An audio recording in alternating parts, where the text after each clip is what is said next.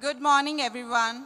Welcome to day 2 of the Grace Hopper Celebration India 24, the largest gathering of women and non-binary individuals in technology in Asia.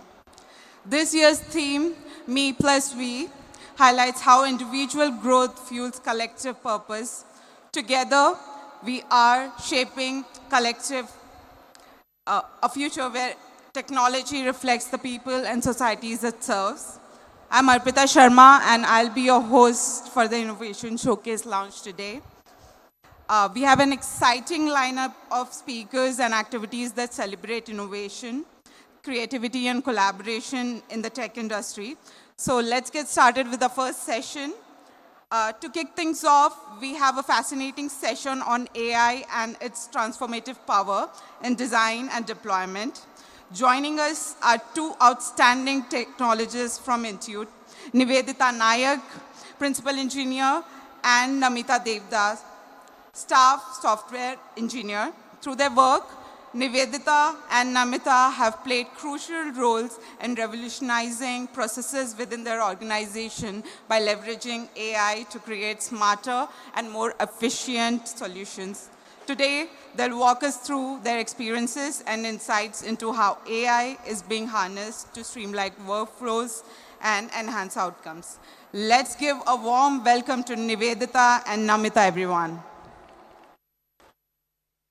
New gen in your face, we about that. Me plus we see the future, gonna get that. Get that. 10 toes in, can you feel that? Feel that? Feel that? Hello everyone. Everyone. A very good morning. Hope you're all doing well. Thank you for joining us today. I am Nivedita. I am Principal Engineer with Intuit's Go-to-Market Tech team. Hi, I'm Namita. I'm a staff software engineer with Intuit. Today we would like to walk you through some of the experiments that we have tried. As Gen AI is getting a little more deterministic, cost efficient, and faster, we have been identifying opportunities where we can leverage Gen AI and classic AI to have better productivity. So today we would like to present one such experiment that we tried all the way from design to deployment and launch. Over to Namita to talk about the problem statement. Thank you. Hi, everyone. I'll set some initial context on what we've been trying to do. So building web pages is a very common part of all kinds of products, be it marketing websites or within the product itself. The current process within our systems for building web pages includes 3 manual steps. The first one is for component identification.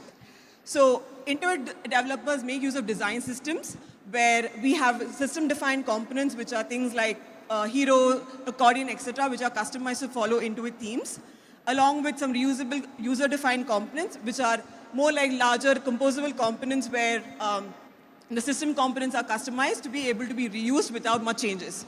So the first step, which is involved when you get a design for creating a web page, is identifying all of these components, and which is currently a manual process and is very highly dependent on the expertise of the people who are doing the authoring, right? So that's the first step. Second one is actually building the page. When you finally identified the components as a part of assembling the page itself completely, with adding required customizations, styling, alignment, all of these things. That's the second part. And the third one is further customizations. Considering that we use design systems, if there are new and experimental designs which do not conform to our current set of designs or standards, we look at creating custom HTML components so that we can add this as customized HTML to our existing web page. This is currently a very time-consuming process, and we are looking to see how we can use Gen AI in order to automate this.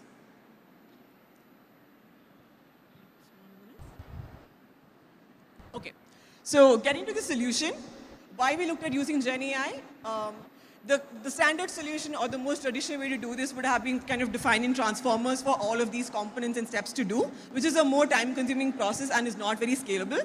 With the advent of Gen AI and the fact that with the potential of customized RAGs, a lot of knowledge bases, having a more low-code and more deterministic solution, using Gen AI seemed like a more easy solution for us to kind of be able to do this.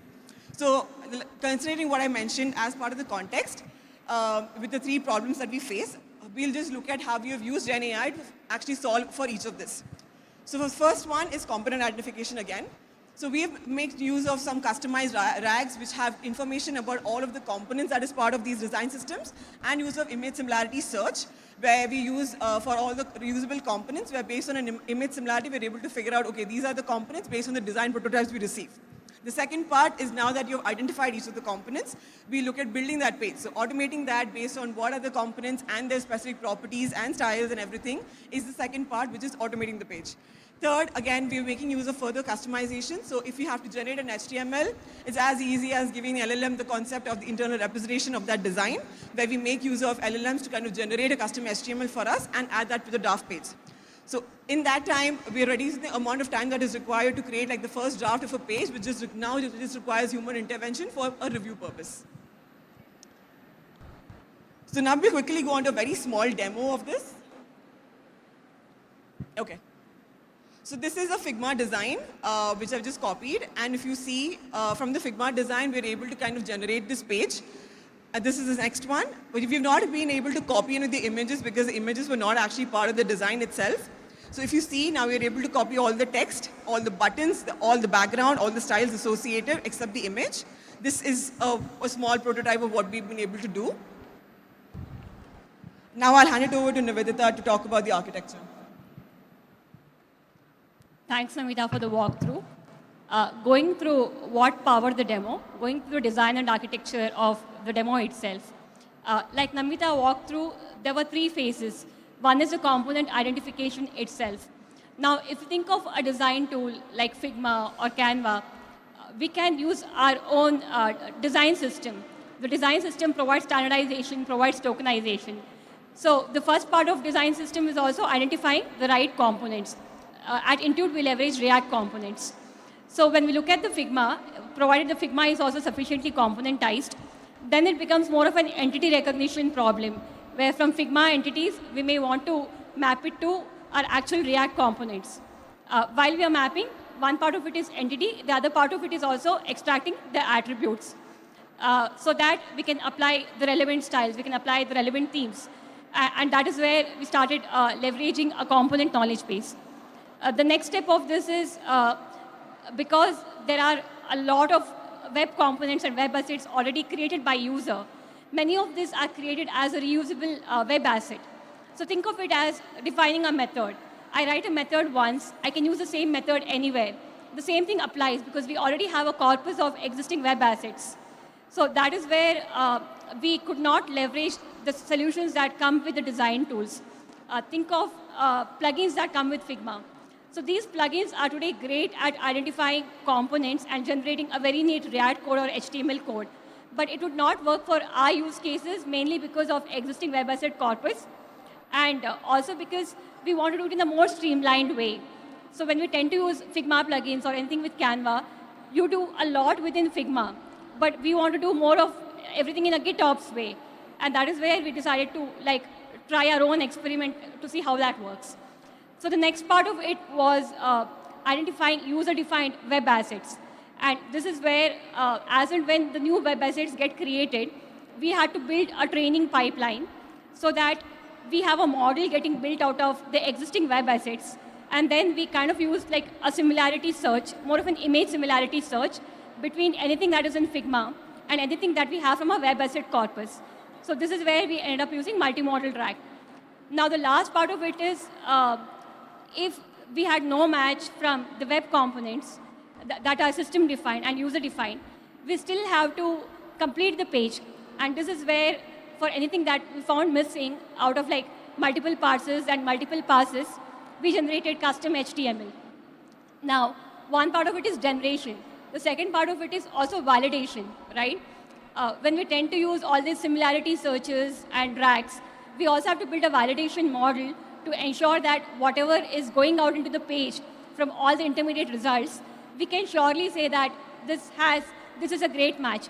So this is where we ended up building a couple of validation models to ensure that what is in Figma is indeed what we have identified rightly.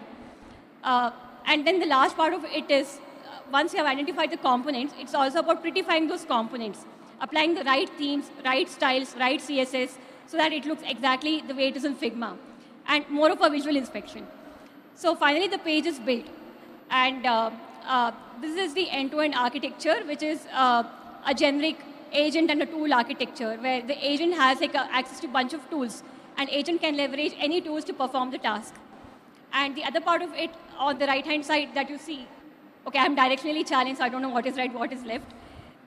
The other part of it, as you see, is more about building a knowledge base and having a real-time training so that as and when web assets get created or get modified, it goes back into building the model. While this was fun exercises and we learned a lot building this, we also have great takeaways. So the future is different, right?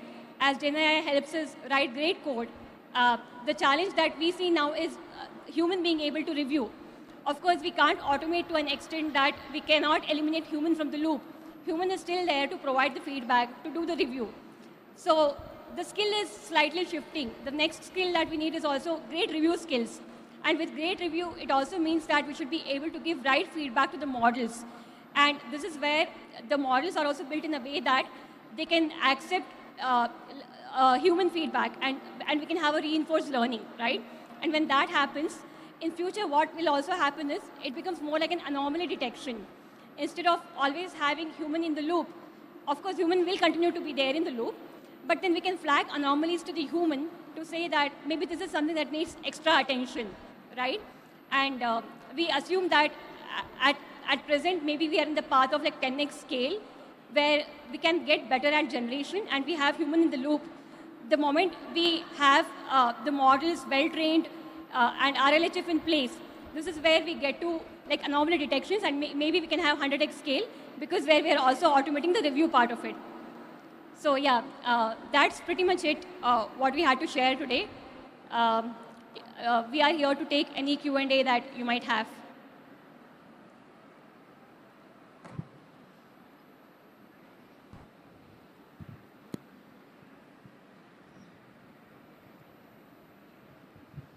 Hello, myself Vishali. I am working in the application development since last 8 years. Okay, so what you've shown us, it's very interesting. But I have one question. So I didn't see any security component in your architecture. So where you covered that? Because for the web application, security is the key concern, no? Yeah, good question. The security gets covered in two places. One is the validation, where we have a bunch of rules to ensure that whatever we are generating using a design tool really conforms to a standard. The other part of security about what goes out and gets delivered to the end customer, there we already have like frameworks and systems in place, like a gateway systems in place to look at bad actors, etc. Right? But at the time of generation, we have validations or moderations. Those models take care of ensuring that whatever we're generating is adhering to our standards. But if you're thinking about like what happens once it goes out, there we already have like gateways built in place. Okay, so what you've shown, it's just based on the Figma, and can we consider it's only for the front end part? Yeah. Yeah, not anything related to the back end. No, it's not on the delivery side. Okay, Yeah. clear. Thank you. Hey, hi. So the tool that you build, is it internal to Intuit or is it open source? It's an internal tool as of now. Are you planning to do it open source? I mean, this is a standard way of building any tool, I would say. Yeah. So it's pretty much the same framework that you would apply, even if you were to use any other design tool. Sure. Okay, good, thank you. Also, you mentioned about RLHF. What is that? It is reinforcement learning with human feedback. Okay, so it's like a training of a model Yeah. with Yeah. feedback from humans. Yeah. Thank you, and really excellent work there. Thank you. Sorry? Excellent work there. Thank you. Thank you.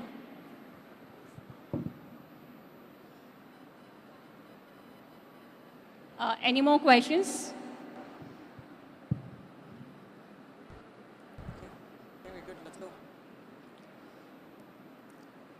Thank you, everyone. Thank you for joining us.